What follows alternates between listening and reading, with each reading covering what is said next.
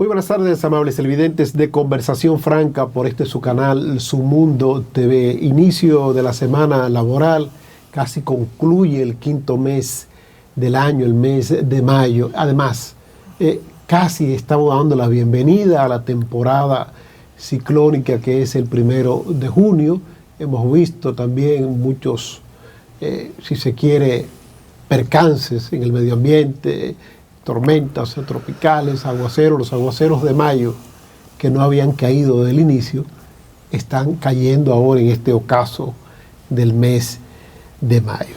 Hoy tenemos un distinguido invitado. Vamos a hablar de energía eléctrica renovable, energía renovable. Vamos a conversar con un joven, si se quiere, emprendedor en el área de la energía renovable, el ingeniero Marvin Fernández, que es el presidente de la Asociación para el Fomento de la Energía Renovable de la República Dominicana. Un tema sumamente apasionante que el Estado Dominicano se ha trazado como meta en los próximos años, suplir un 25% de la energía que se consume en la República Dominicana a partir de energía renovable. Fernández, bienvenido a Conversación Franca. Muchísimas gracias por la invitación. Más que complacido de estar por aquí, compartir con ustedes y sus televidentes sobre el tema de las energías renovables aquí en República Dominicana y todos los beneficios que suponen para la economía nacional y para todos los ciudadanos. Y para el medio ambiente, muy en especial para el medio ambiente. Claro que sí. Claro que ese medio ambiente vivimos maltratándolo constantemente. Bueno, primero quiero que me defina para que los amables televidentes de Conversación Franca que desconocen el tema de energía renovable, ¿qué se puede llamar energía renovable? Sabemos energía a través del sol, la fotovoltaica, la energía a través de los vientos, la eólica. Quiero que lo definas tú. Claro. Sí, mira, es muy interesante todo este tema de las energías renovables y podemos partir de que las energías renovables se producen a partir de un recurso renovable. O sea, estamos hablando aquí de lo que es el sol. Sale todos los días. Sale todos los días. Recesa en la noche después de las 6 y regresa a las 6 de la mañana. Correcto. Y nosotros tenemos el privilegio de estar, como decía don Pedro Mir, en el mismo trayecto del sol. Acá tenemos sol los 365 días del año. Volviendo a lo que era su pregunta, estamos hablando aquí de energía que se puede producir a partir del sol, del viento, como es la energía eólica, de la biomasa, por ejemplo. Aquí tenemos ya 30 megas instalados en energía a partir de biomasa. También podemos hablar aquí de lo que es la energía hidráulica, la proveniente del agua. Que el agua mueve una turbina y eso produce energía eléctrica. Correcto. Y en otros países ya hablamos de energía geotérmica, por ejemplo, que a partir del calor de la tierra. O sea que hay diferentes fuentes a partir de la cual se obtiene desde el oleaje del mar. Correcto. Esa también se puede considerar como renovable. Ya. Ok. ¿Cuál es la capacidad que tiene el país instalada en la actualidad de energía renovable? ¿Y cómo ha ido esto evolucionando? Comenzamos con tantos megawatts, un ejemplo, y ahora mismo ¿en cuánto estamos? ¿Con cuánto iniciamos? ¿Y con cuánto tenemos ahora disponible para colocar en línea? Sí. Mira, aquí sí me gustaría hacer esa diferenciación. Aquí en República Dominicana tenemos dos tipos de proyectos, digamos, que son los proyectos a gran escala, que son aquellos proyectos de empresas que venden directamente energía al mercado eléctrico mayorista, que digamos que son grandes empresas generadoras o de hecho inversionistas que han venido de fuera a desarrollar estos grandes proyectos eólicos o solares o de biomasa. Y tenemos ahora mismo una capacidad instalada de 930 megavatios en energía renovable. Una buena cantidad. Sí, nos estamos aproximando ya al gigavatio. De hecho, las previsiones que se tienen es que para finalizar de este año se va a sobrepasar ese gigavatio y estaremos produciendo cerca del 19% de la energía que demanda el país con energía renovable. Actualmente estamos supliendo un 14% mediante esa vía de parques a gran escala.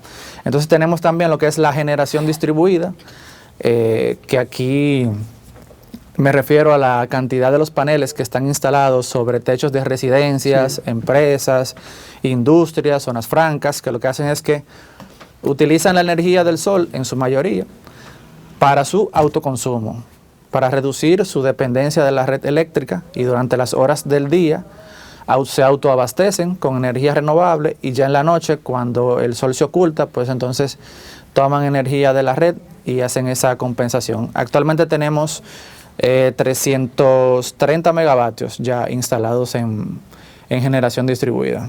Eso te iba a preguntar. Esos 930 megawatts que tú dices que tenemos ya disponibles para colocar en línea, ¿cuál es, cómo se componen? ¿Cuánto eólico, cuánto solar, cuánto de biomasa? Sí, hay unos 450 megavatios solar. Esa es la mayor cantidad. Sí, solar. Luego le sigue lo que es en eólico, y en biomasa tenemos 30 megavatios. Eso es San Pedro. Sí, San Pedro, sí. Exactamente. Yeah.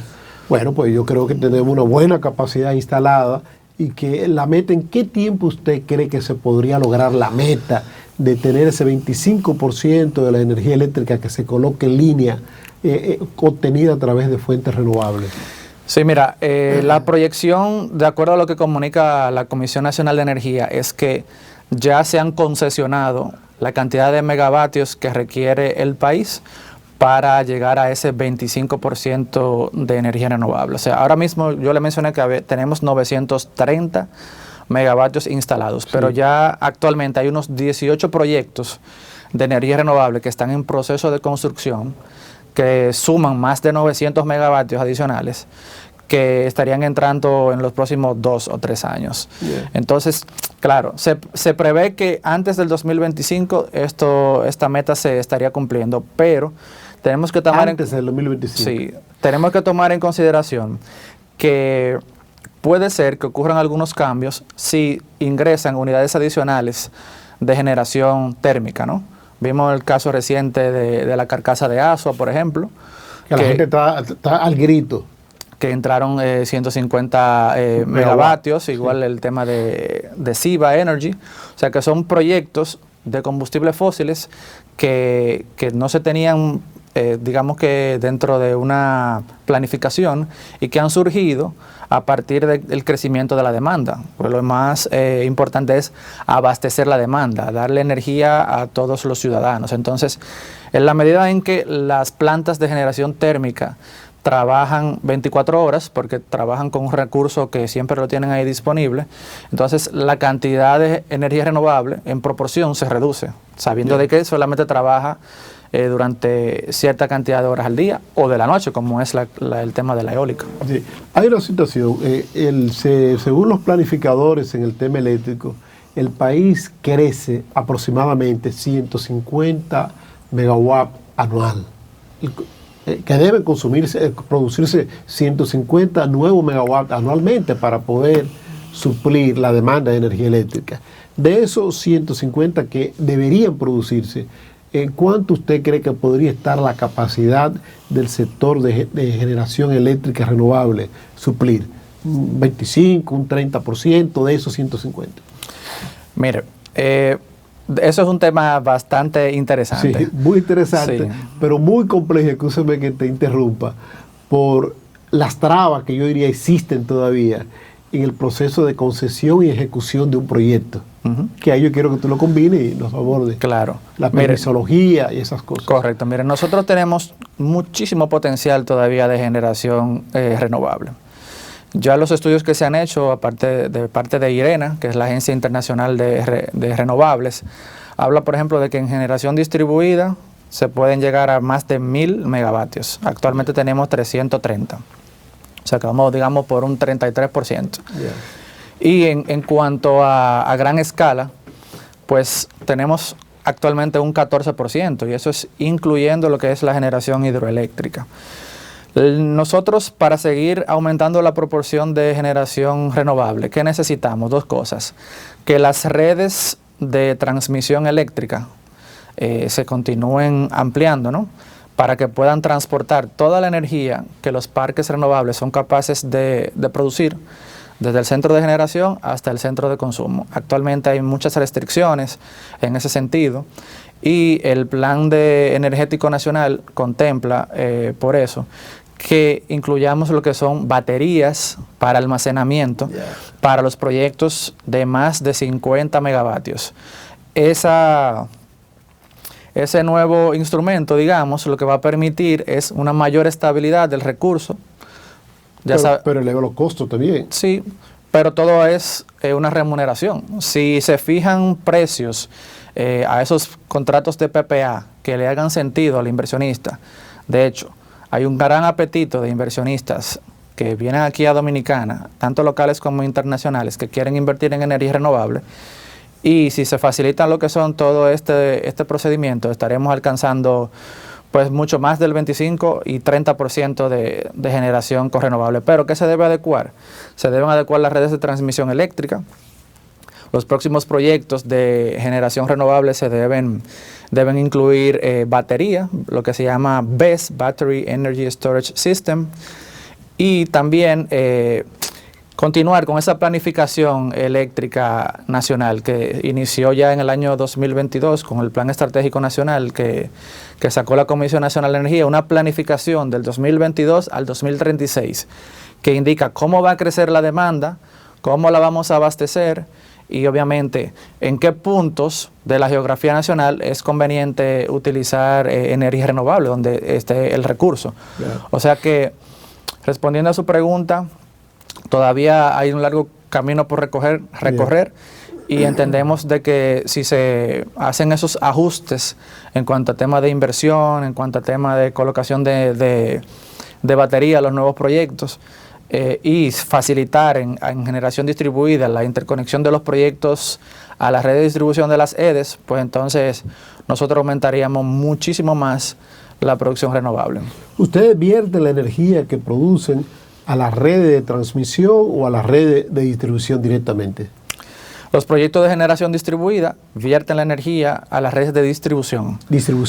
Y ya los proyectos a gran escala, sí, a transmisión. A la transmisión. Correcto. Bueno, Marvin, me gustaría ver dos cosas. Los retos del sector. ¿Hacia dónde se encamina el sector de generación renovable? ¿Hacia dónde se encamina? ¿Qué retos tiene que vencer? ¿Qué obstáculos tiene que vencer para poder lograr, si se quiere, insertarse de una manera preponderante en el mercado eléctrico de la República Dominicana? Sí, mira, yo diría que el principal reto es tener una visión global del país. No tener únicamente la visión, digamos que de la distribuidora o la visión del autoproductor o la visión de las empresas que instalan, sino qué le conviene al país. Nosotros hemos preparado un cuadro que lo compartimos, si es posible que lo coloquen, donde ponemos cuáles son los beneficios de las energías renovables para la República Dominicana. Mire, de hecho, lo pusimos desde el año 2015 a la fecha, donde vemos la cantidad de megavatios que se han instalado en República Dominicana en generación distribuida. Actualmente hay 289.51 megavatios, esos son proyectos.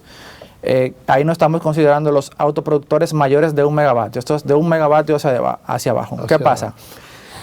Se mueve la economía nacional, porque toda persona que invierte en paneles solares, pues le otorga una cantidad de dinero específico, ya sea a una empresa instaladora o al banco, y eso moviliza dólares en la economía nacional. Es decir, en vez de usar esos dólares para comprar combustibles fósiles en el exterior, comprar petróleo, gasolina, gasoil. Exactamente, lo estamos haciendo aquí mismo. Tenemos 311 millones, si pudieran colocar nuevamente la gráfica, por favor. Ahí, déjame ahí. Dejarla fija ahí. 311 millones de dólares es lo que se ha movido en la economía nacional a partir del 2015. Y hemos economizado 272.059 barriles de petróleo en ese transcurso de tiempo. ¿Qué pasa? Eso implica un ahorro al Estado de 18.25 millones de dólares. ¿Por qué? Porque esa energía que se está autoproduciendo en los centros de consumo se la evita a la distribuidora para que la compre en el mercado internacional. Si multiplicamos la energía que producen todos esos megavatios por el precio promedio del barril del petróleo, hemos ahorrado esa cantidad de millones de dólares al Estado. Yeah. Con la incertidumbre que tenemos de que no somos un país que produce petróleo, tenemos que comprar el petróleo al precio que esté en el mercado en el momento Exacto, vigente. sí. Entonces, si nosotros aumentamos la generación propia con nuestros recursos, eólico, solar, biomasa, que es lo que realmente tenemos, pues iremos reduciendo lo que es nuestra dependencia de los combustibles fósiles. Igualmente, toda empresa que hace una inversión en energía renovable, ¿qué se hace? Más eficiente en sus operaciones. Ya.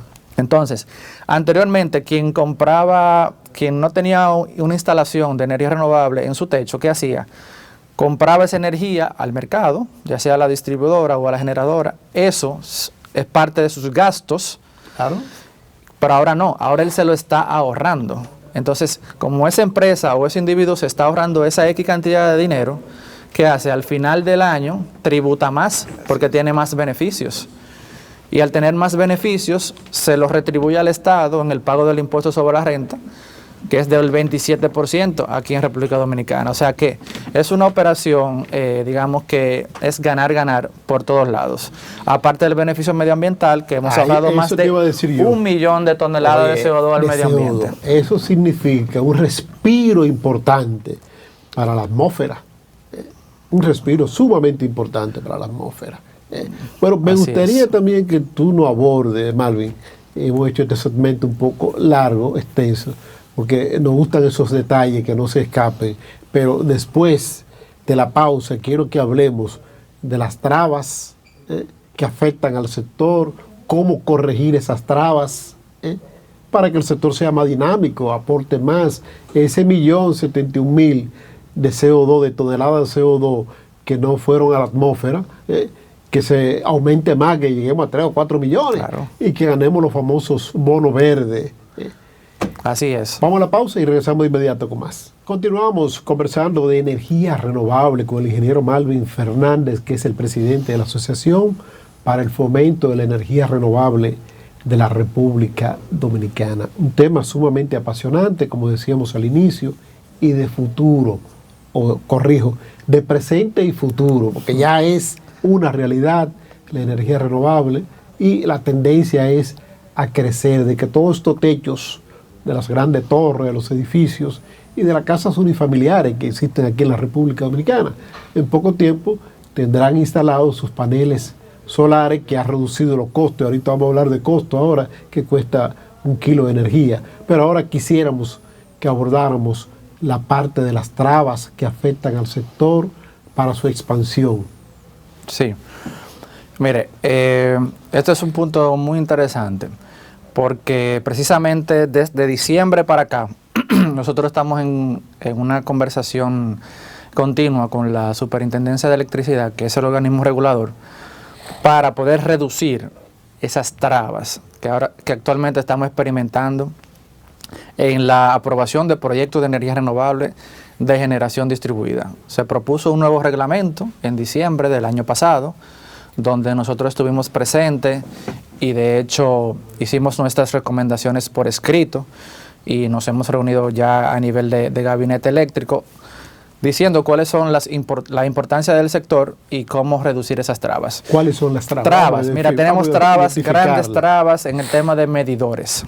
Medidores. Hay una crisis de medidores ahora mismo. No hay medidores en el país. Hay una crisis enorme en cuanto a medición por parte de las empresas distribuidoras. No solamente medidores bidireccionales, sino también medidores convencionales, ¿no? Entonces, cuando tú tienes un sector que no es capaz de poner medidores en cada punto de medición, pues que eso lo que hace es que te aumentan las pérdidas de energía, porque tú tienes una parte de la población que está consumiendo energía. El que no está regulado consume a lo loco, como decimos. A lo loco, de manera desmedida, y no se contabiliza. Entonces, y es una población que por años no ha tenido medidores. Digamos, esa población de bajos ingresos que están con conexión directa autorizada por la misma empresa distribuidora, pues en algunos casos hay distribuidores que tienen hasta un 16% de sus clientes en conexión directa. Oye, lo que es fatal para el sector, siendo la caja chica del sector que debe devolverle el dinero a la generación. Claro. Entonces, la crisis número 1 está ahí con el tema de los medidores. Tenemos Asofera es una asociación que reúne más de 100 miembros y ya hemos recopilado más de 100 casos pendientes en las 3 distribuidoras de clientes pendientes por instalación de medidores bidireccionales. Claro, porque se da el caso... No, si no hay los convencionales, mucho menos ahora de los bidireccionales. Se da el caso de clientes que instalan su proyecto, ¿no? Y ya solamente esperan que la distribuidora le ponga el medidor bidireccional. Pero como ellos se retrasan tanto... Para ver los resultados, Fernández, de esta inversión que se hace. Claro, sucede que entonces el cliente termina pagando 2 pagos. El préstamo al banco más la factura de energía a la distribuidora, sin una fecha tope en que te van a instalar el medidor. Esa es una de las principales trabas que tenemos. Causa esa. Otra traba que tenemos es el tema de la permisología dentro de las mismas empresas distribuidoras, de que es un proceso que se tarda demasiado. Entendemos que deben aumentar los esfuerzos para que el personal se incremente en esos departamentos, que tengan más recursos, más materiales, porque sabemos que la cantidad de solicitudes han aumentado y en esa misma proporción, para acompañar al país en el cumplimiento de sus metas de generación renovable, pues las mismas distribuidoras deberían ampliar la cantidad de personal que puede ir a inspeccionar un proyecto o que pueda hacer una aprobación del mismo. Esa es otra traba. Y también el tema de que el proceso no es del todo claro, ¿no? O sea, tú haces una solicitud para interconectarte a un proyecto, la misma distribuidora te dice que ese circuito ha alcanzado una penetración mayor del 15% de energía renovable, que es lo que establece la regulación actual, que dice que si a partir de un circuito que tiene más del 15% de generación renovable, se tienen que hacer estudios suplementarios, pues esa información solamente la manejan de manera discrecional las distribuidoras. Yeah. Nosotros le hemos solicitado en diferentes escenarios de que eso sea algo transparente, de que tú puedas hacer una consulta en una página web. Debería estar online ahí, en línea. Claro, y tú digas, bueno, el circuito Ciudad Satélite 101, por decir un ejemplo, tiene una penetración del 20%. Ok, bueno, ya yo sé que ahí hay que hacer un estudio suplementario para permitir mayor penetración. Pero ¿qué sucede? Ese 15% que también figura en la ley es algo que también es una traba. ¿Por qué? Porque no se ha hecho un estudio de penetración fotovoltaica en las redes de distribución que diga, en este circuito no se admite más de X cantidad de %. El único estudio que se ha hecho lo hizo la Agencia de Cooperación Alemana, donde se identificó que para los circuitos rurales cabe mucho más del 15%. Ellos especificaron de un 50% como límite base y para los circuitos rurales de un 25%. O sea que esa es una materia todavía muy pendiente en cuanto a permisología. Estamos también viendo lo que está sucediendo en los sistemas aislados, que eso es importante mencionarlo, en la zona este del país, donde a clientes con que tienen sistemas de energía solar menores de 10 kilos, ya le están cobrando potencia. Es decir, un cliente que antes no pagaba potencia y no tenía paneles solares, su factura le llegaba más barata que ahora que tiene paneles solares. Oye, entonces o sea que no hay ningún incentivo para quien decida invertir en ese tipo de sistemas. Y esa es una parte que entendemos que la superintendencia debe regular de manera enérgica, sobre todo porque se están haciendo cambios de tarifa de manera unilateral, que eso está prohibido por la regulación. Mira, Fernández, me gustaría ya, aunque tú por lo menos someramente lo abordaste, las trabas versus la factibilidad del uso, de la instalación de un sistema de energía renovable.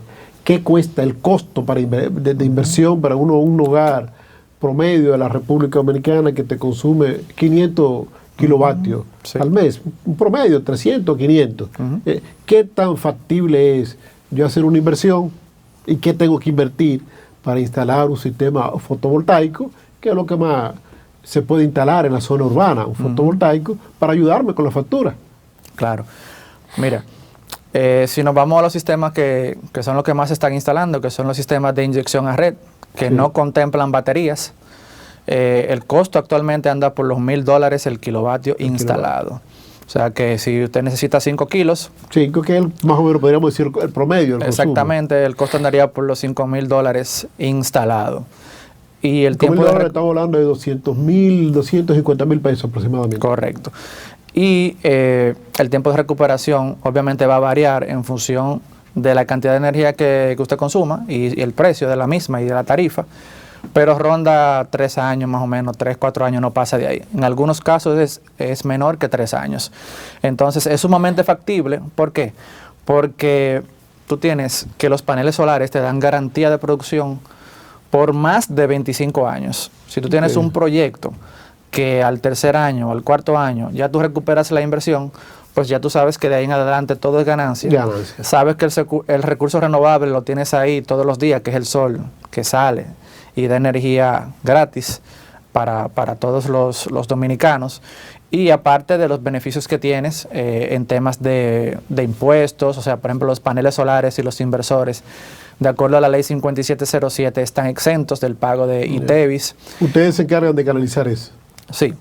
Las empresas instaladoras lo que hacen es un paquete completo, llave en mano, en el cual se le ofrece al cliente hacer toda la tramitología, tanto en la Comisión Nacional de Energía, como en el Ministerio de Hacienda y finalmente en la DGI. No, pero ya me imagino que para consumo del hogar o de una oficina ya no tiene que ver la Comisión de Energía, sino la empresa distribuidora, directamente, digo yo. Sí, porque hay 2 tipos de aprobaciones. El proyecto te lo aprueba la distribuidora, ¿no? Exacto. Que se va a interconectar allá.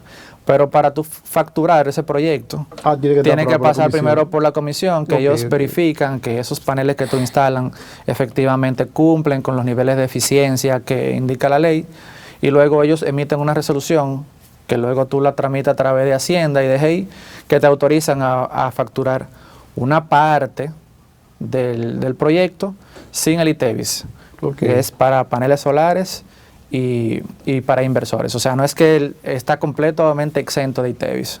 Una pregunta. Yo soy una persona clase media, baja. No tengo $5.000 ahí y $5.000 más para los acumuladores o baterías. Podría hacerse por etapas. Primero instalar todo lo que es el suplir esa energía directamente a la distribución. Y luego una segunda etapa, que yo me nivele económicamente, e instalar las baterías. ¿Se puede hacer eso por etapas? Sí, lo que tiene es que desde un inicio identificar qué usted desea. Exacto. Si ya usted desde un principio tiene contemplado un futuro poner baterías, pues sabe que necesita dejar abierta la brecha. Un inversor híbrido. Exacto. Que contemple tanto inyección a red como cargar las baterías. Porque si solamente lo va a hacer con inyección a red, más adelante tendrá que cambiar el inversor. Entonces también lo puede hacer, incluso si no quiere instalar baterías, lo puede hacer puramente sin baterías, y por etapa también lo puede hacer. Por ejemplo, esos mismos 5 kilos que usted... Podría comenzar con 2. Exactamente. Pone el inversor de 5 kilos con esa misma capacidad instalada, y ya en paneles lo va agregando poco a poco, la medida de sus posibilidades. Importante mencionar que todos los bancos están financiando los proyectos de energía renovable.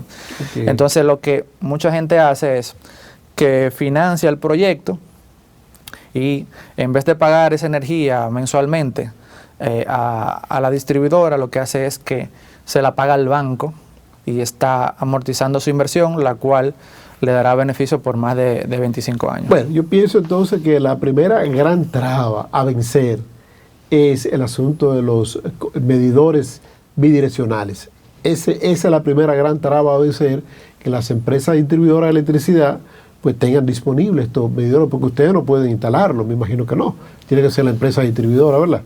La ley indica que es la distribuidora que lo debe hacer. Claro. Nosotros hemos hecho varios acercamientos, de hecho estamos pendientes de un nuevo acercamiento con ellos, porque entendemos que el cliente también pudiera hacer esa instalación de esos medidores bidireccionales, pero claro, tendría que pasar por una aprobación de parte del INDOCAL o de la misma distribuidora que certifique que esos medidores son válidos para instalarlos aquí en Dominicana, y entendemos que es una responsabilidad de la empresa distribuidora el instalar los medidores. Es parte fundamental de lo que es su negocio, de su ciclo de facturación, que es leer la energía, facturarla y luego cobrarla. Si no tienes los medidores, ¿cómo vamos a salir de este de esta situación de crisis total que hay en las empresas distribuidoras. Bueno, Malvin, pues muchísimas gracias por haber estado con nosotros ofreciéndonos esas informaciones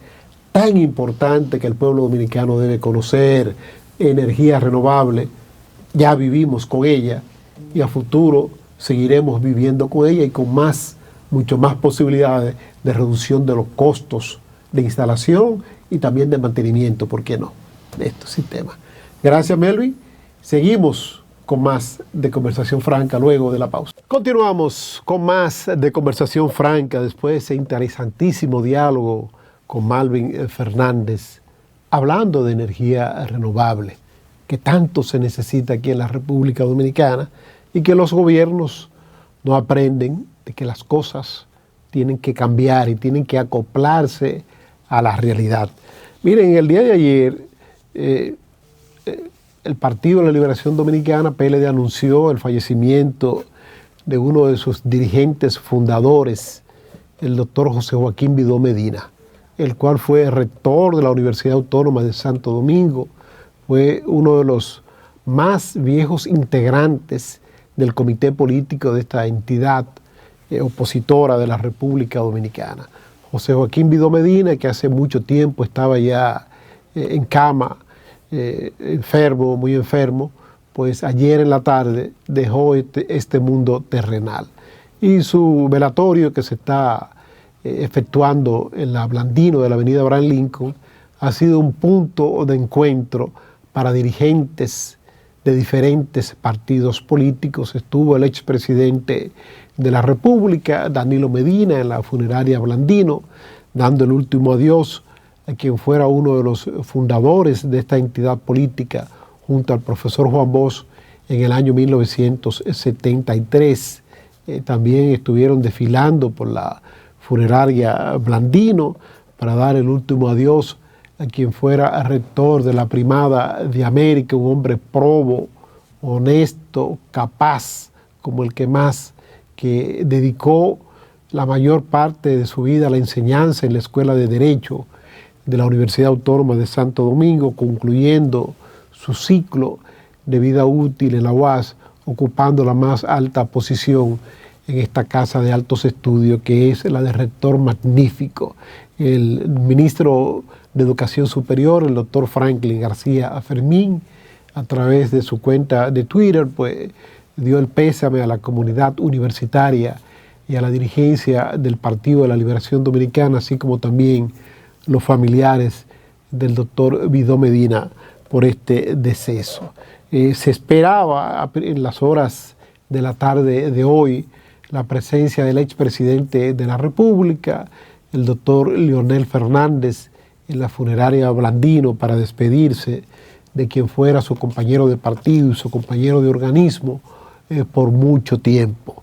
Paz a los restos del doctor José Joaquín Vidó Medina, un hombre que vivió para servirle al país, para servirle a su partido. Nunca se doblegó. Nadie, absolutamente nadie, puede decir que José Joaquín Vidó Medina, en su tránsito por la vida pública, cometió una indelicadeza. Nadie puede decirlo. Eso es así. Miren, otro aspecto ya del mundo político, ya de los vivos, después de despedir a José Joaquín Vidó Medina, es lo que está ocurriendo alrededor de la candidatura de Abel Martínez. Desarrolló una gran actividad en Santiago el fin de semana, pero eso pasó sin ton ni son, porque la atención pública está dirigida a lo que ocurre en el equipo de campaña de Vidó Medina. Ya no solo renunció Francisco Javier como coordinador de su campaña electoral, sino que también se anunció hoy a primeras horas del día que hubo una remoción en lo referente a la coordinación de las comunicaciones del candidato del Partido de la Liberación Dominicana. Volvió el doctor Rodríguez Marchena a conducir comunicación política. Va a ser a partir de hoy el director de comunicaciones de la campaña del candidato, del posible candidato, porque hay que decir posible candidato, Abel Martínez, porque hay sectores a lo interno y a lo externo del PLD que dicen que quizás de aquí a octubre, que es cuando se va a legitimar la candidatura de Abel, posiblemente Abel no se inscriba como candidato presidencial. Yo lo que quiero desearle al doctor Roberto Rodríguez Marchena, que ustedes vieron en pantalla, es suerte. Marchena es sociólogo de profesión, pero ha hecho comunicación política, fue, si se quiere, fue uno de los funcionarios mayor exitosos en la gestión gubernamental del presidente Danilo Medina, donde él sirvió durante 8 años como director de comunicaciones. Lo único que le voy a decir a Marchena es que no cambie el librito.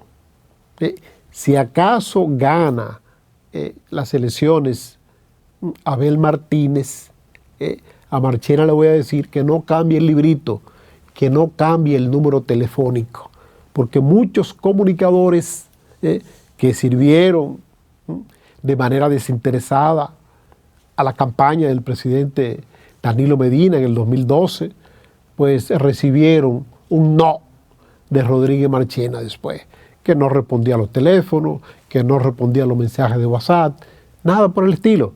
Entonces, ahora que Marchena vuelve a dirigir la comunicación de un candidato opositor, y en esta ocasión de un candidato verdaderamente opositor, porque en el 2012 Danilo Medina era un candidato opositor a la corriente dentro de su partido que postulaba por la continuidad de Leonel Fernández.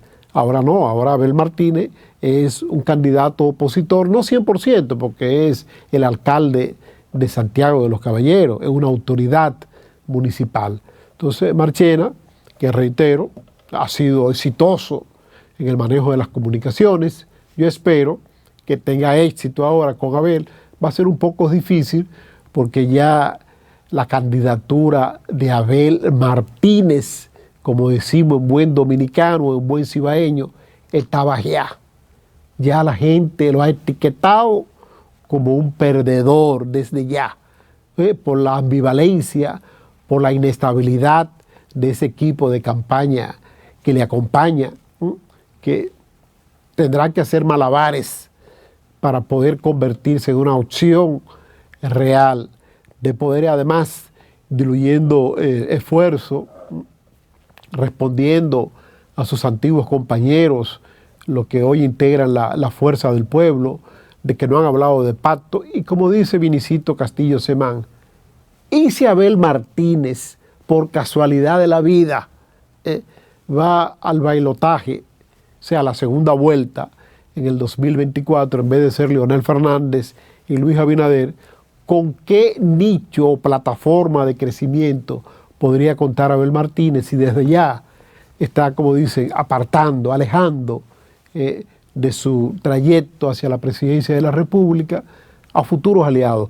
Oye, en los sistemas de segunda vuelta, señores, se da por descontado que el que queda en tercer lugar, por lo regular, establece alianza con el que está en segundo lugar, el que va a pelear por ganarle las elecciones al que esté en el solio presidencial.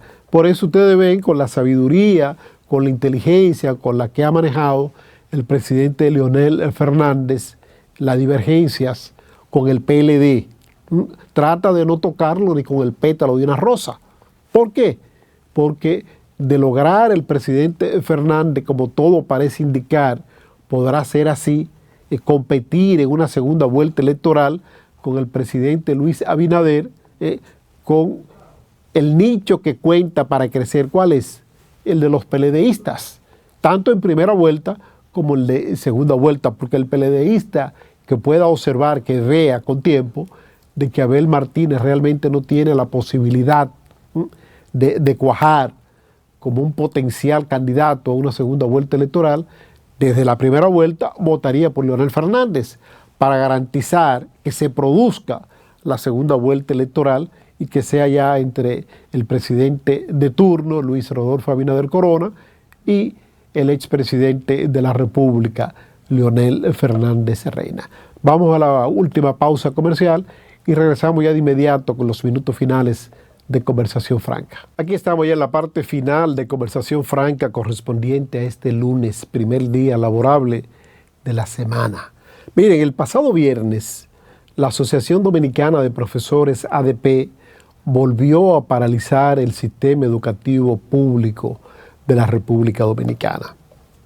Todos, o la mayoría de los integrantes de esta asociación, pues se concentraron en la avenida Máximo Gómez frente a la sede principal del Ministerio de Educación de la República Dominicana, reclamando un reajuste salarial a los pensionados, un reajuste salarial también para todos los maestros del sector público.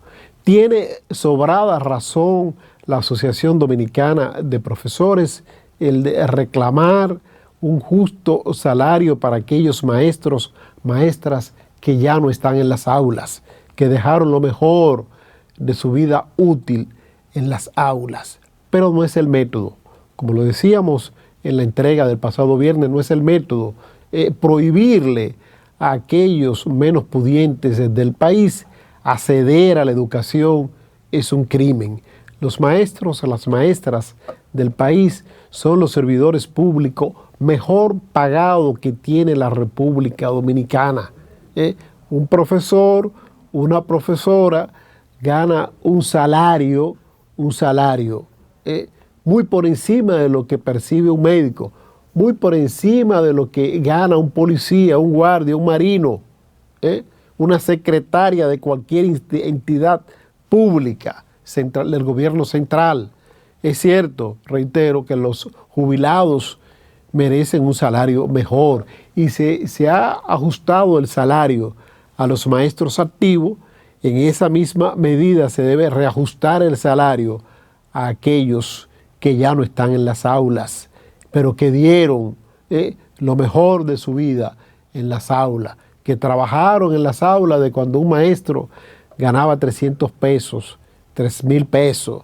Recuerdo muy bien en la primera gestión gubernamental del presidente Leonel Fernández en el cuatrenio 96-2000, quien ostenta la palabra, trabajó en el sistema público de educación de la República Dominicana, en la tanda nocturna, 300 pesos ganábamos.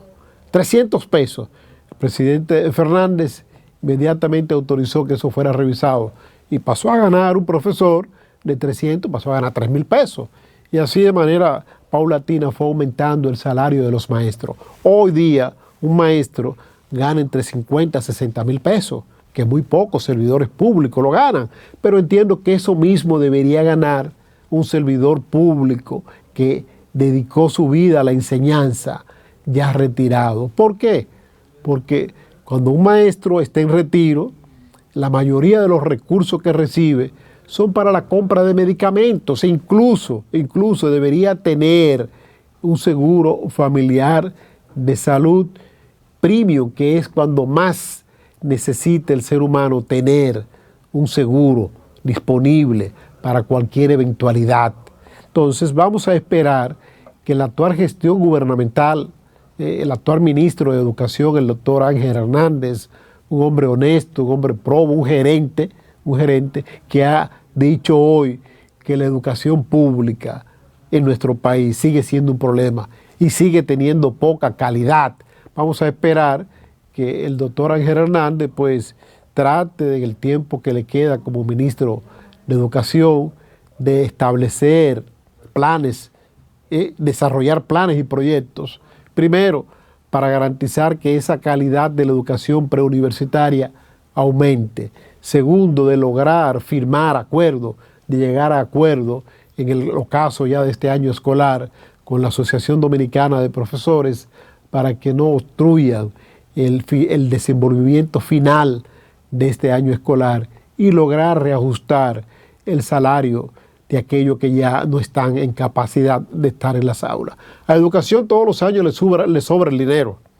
El pasado año recordamos muy bien cuando se pretendía sesgar al Ministerio de Educación de alrededor de 5,000 millones de pesos en su presupuesto, que no lo gastaron, finalmente no lo gastaron. Tuvieron que reintegrarse al presupuesto ese dinero y volver a estar en el presupuesto y ley de gasto público. Entonces, que educación no se dé el lujo de que le sobra dinero, que ese dinero que se otorgue, ese 4% del Producto Interno Bruto, que este año va ha otorgado un presupuesto por alrededor de los 200.000 millones de pesos, que ese presupuesto se gaste en la mejoría de esa calidad de la educación, se invierta en que los maestros, las maestras ganen un salario justo, muy en especial aquellos que ya no están en las aulas, que no exista una sola escuela en la República Dominicana que no tenga un sistema de agua potable garantizado, que no existe una sola escuela en este país, como hay muchas, que tenga un sistema de desagüe sanitario en mala calidad, que los baños sean acorde a la necesidad de los niños y los maestros que cohabitan una gran parte de su día en las escuelas. Vamos a esperar que sea así, que poder tener un sistema educativo, no que todo lo que reciba sea para aumento salarial de las y los maestros, que no ocurra, que no se reproduzca lo que ocurre en la Universidad Autónoma de Santo Domingo, que cada vez que se le aumentaban 5 cheles a la Universidad Autónoma de Santo Domingo para elevar la calidad de la educación superior, los profesores lo querían como aumento, o lo quieren como aumento siempre. Está bien que el maestro gane bien, gane buen salario, pero que se desprenda de algo y que aporte al país con la adquisición de más conocimiento para poder impartir una educación preuniversitaria de calidad. Mañana, Dios mediante, señores, volveremos con ustedes en otra entrega de Conversación Franca por Su Mundo TV. Su Mundo TV.